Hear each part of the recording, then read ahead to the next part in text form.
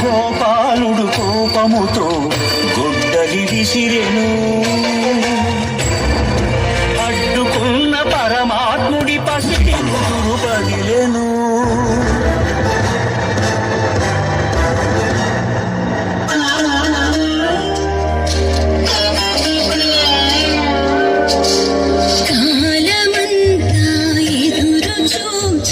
కనులు కాయలు కాచినయ్యా కన్నయ్యా,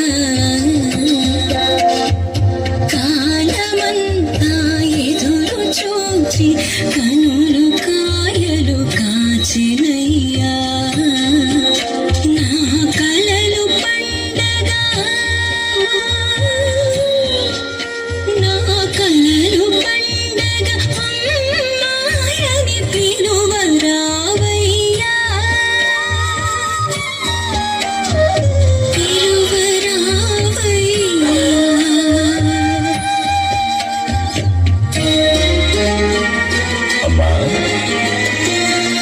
శ్రీనివాసుడే బకులకు శ్రీకృష్ణుడై తోచెను,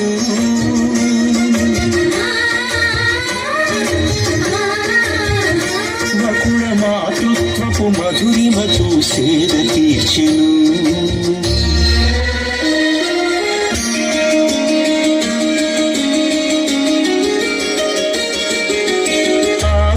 ఆకాశరాజపుత్రిక అసమ సౌందర్యవల్లిక, అరవిరి నగముల అలరులు కురియుచు ఆటలాడుతూ ఉండగా,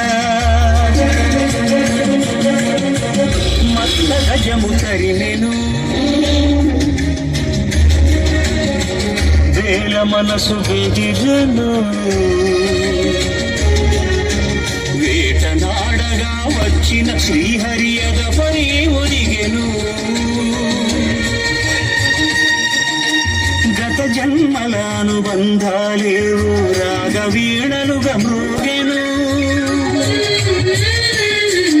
అనురాగ రంజితములాయను.